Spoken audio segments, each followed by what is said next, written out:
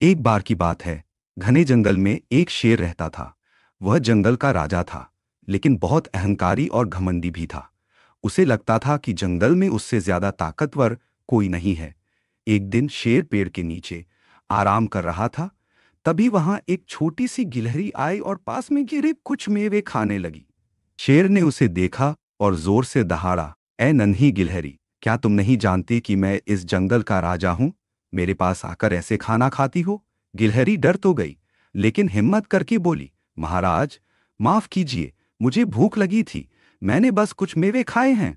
अगर मैंने गलती की हो तो क्षमा कर दीजिए। शेर हंस पड़ा, हा हा हा, तुम्हें देखकर लगता नहीं कि तुम किसी काम की हो। इतनी छोटी हो कि अगर मैं जरा भी जाऊं तो तुम रेत की तरह उड़ जाओगी। गिलहरी ने मुस्कुराते हुए कहा, महाराज, ताकत बड़ी चीज है, लेकिन अक्ल भी जरूरी होती है। कभी कभी छोटी सी समझ बड़ी ताकत से जीत जाती है। शेर को यह बात अच्छी नहीं लगी। उसने गुस्से में कहा, ठीक है, देखते हैं तुम्हारी अक्ल कितनी है। कल मैं तुम्हें चुनौती दूंगा। अगले दिन शेर ने कहा, सामने नदी है। अगर तुम मुझे वहां से पार करा दो तो मैं मान लूंगा कि तुम भी समझदार हो।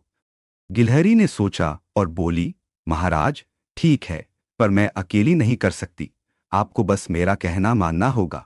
शेर ने हामी भरी। गिलहरी पेड़ों की शाखाओं से होती हुई नदी के ऊपर पहुंची, जहां एक बड़ा पत्थर था। उसने शेर से कहा, महाराज, उस पत्थर पर पैर रखिए। जैसे ही शेर ने पत्थर पर पैर रखिए जैसे ही शेर ने पत्थर पर पैर रखा, दलदल जैसा गीला हिस्सा निकला और शेर उसमें फंस गया। शेर दहाड़ने लगा, बचाओ बचाओ। गिलहरी बोली, महाराज, अब समझे, छोटी सी अक्ल भी बड़ी ताकत पर भारी पड़ सकती है।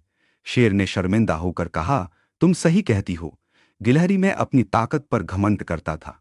अब मुझे समझ आ गया कि हर किसी की अपनी अहमियत होती है।